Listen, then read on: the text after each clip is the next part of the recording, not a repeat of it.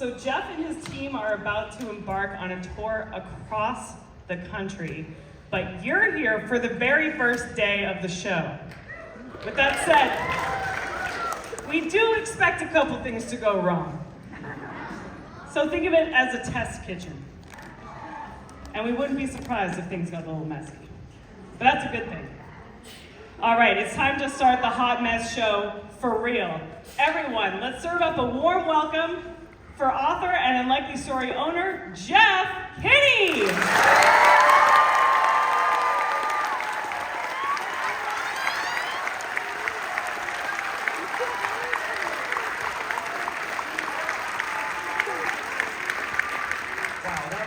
Was a warm welcome. Let me just start by thanking everyone who came out to see me today. Kids, thank you for being fans. I really can't believe that after 17 years of doing this, my books keep finding a new audience. So thank you for being fans of my books. And parents, thank you so much for taking your kids to an author event. You and your family could be doing just about anything right now, but you're here with me. Kids, let's give it up for your parents. I also wanted to thank my bookstore. I wanted to thank the team at An Unlikely Story for doing something a little bit out of the ordinary today. It's a big endeavor to bring your customers to a venue like this and to put on a show. So let's hear it for An Unlikely Story right down the street.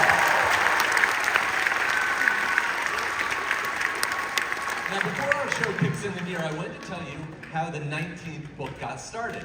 Back in January of this year, I started thinking about the theme of my new book. My publisher told me the new book would be coming out right before the presidential election, and I wanted a title that spoke to the moment we're in. So, Hot Mess felt like it fit the bill. Now don't worry, that's the last time I'll mention politics today. I think we could all use a break from that. So once I had a title for my book, I started thinking about the theme. And the ingredients I came up with were family, food, and heat. And when you combine those things, you've got a recipe for disaster, which seemed right for a Wimpy Kid book. So next, I came up with a cover image. I started with a drawing of Greg in a boiling pot, which seemed like the right idea, but I knew I hadn't really nailed it yet. So I tried something else, and I felt pretty good about it. Greg in a big bowl of spaghetti, and you can see right here we've made the meatball reel, which is pretty cool. Now the thing is, I thought I had plenty of time. It usually takes myself and a designer 2 months to create the cover of a new Wimpy Kid book. It takes a while, but then something really crazy happened. I got invited to be on the Kelly Clarkson show the following week, and she said that she'd be willing to reveal the cover on air if we had it in time. So we worked at absolute breakneck speed and put together the cover of the book you have in your hands, which is right here. All right, so 1 week later, with the help of a Wimpy Kid fan, we unveiled it to a national audience on the Kelly Clarkson show. It was really cool. So now I had a title on the cover, and the book was available for pre-order online, but I hadn't come up with a single joke yet. And our marketing copy said it was the funniest Wimpy Kid book yet, so the pressure was really on. Now people think that after writing so many Wimpy Kid books, coming up with ideas for a new one must be easy for me, but I always struggle coming up with my jokes. I have to isolate myself so I can focus, and sometimes I do this by parking my car in the cemetery and writing there. And yes, this is a picture of my car in the Plainville Cemetery. I know it's a little dark, but the last few Wimpy Kid books have been written in my car in the Plainville Cemetery, right down the road. If you want to find me next January, that's where I'm going to be.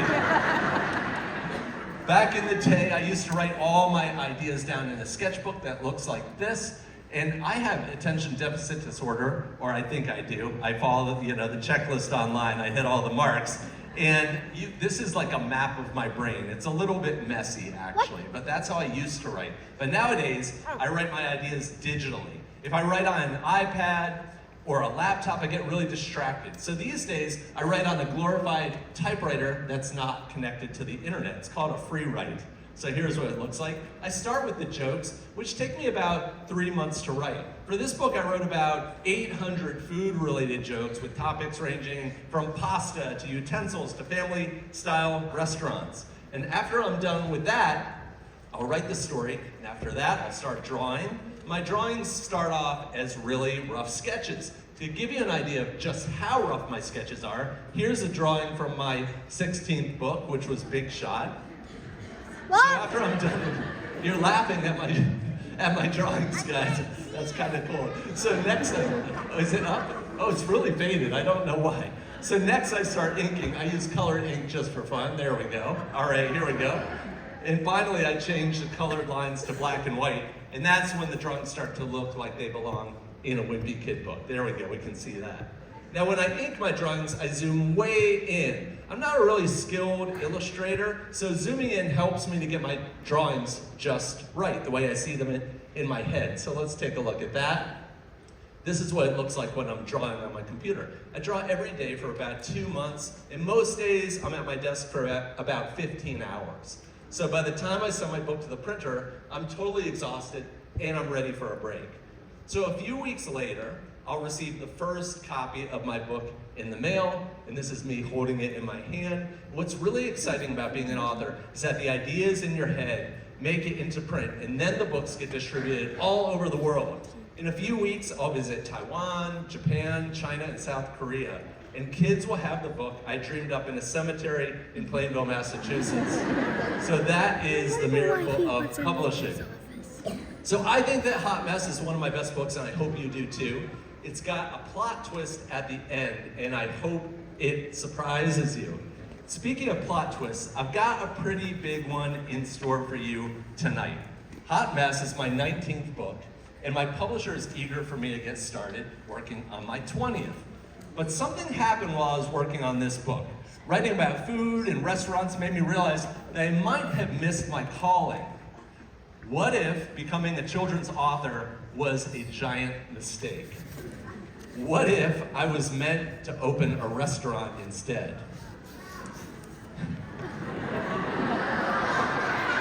So I've decided that I'm going to do exactly that. Rather than start working on my 20th book, I am going to open a restaurant. Does that sound like a good idea to you? Yes! Yes! All right. I'm hearing a few doubters out there. Yes. But every big dream sounds like a dumb idea at first. So let me tell you the next twist. We're going to open a restaurant today, right here on this stage. And we're going to do it together. Do you think we can do that? Yeah! Wow, still a mix. Still a mix. Yeah! Well, that's a little more likely. Now, just like my books start off with a title, our restaurant needs a name. And I've already got one in mind. Here it is. Gregorio's, right? Now are you warming up to the idea a little bit? Yeah! I We're like opening a that classy Italian family-style restaurant with red and white checkered tablecloths and classy decor. But why should I explain this to you when I can just show you instead? Team, it's time to work your magic while I go for a change of clothes.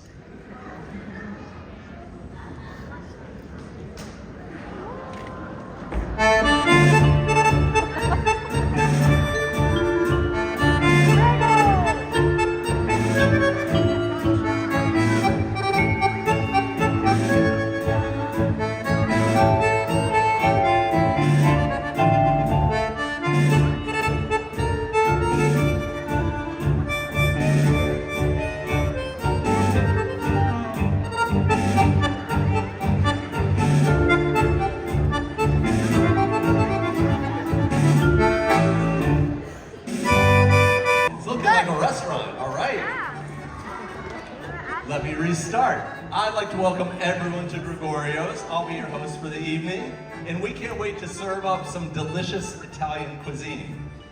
There's just one problem. Before we bring in our first customers, we're going to need to hire a staff. And I think the best place to start is with a few waiters. And here's how we're going to find our applicants. When you walked in today, every kid should have received a draw-along card that looks like this. At the bottom of each card is a number. If I call out your number, I'd like for you to join me on stage. Okay, let's have our first number. Our first number is 0027. If that's your number, yell out right now. That's you. Come on up here. Oh, and actually, bring your parent with you. Can you bring your parent with you? We need all the help we can get. Can you come?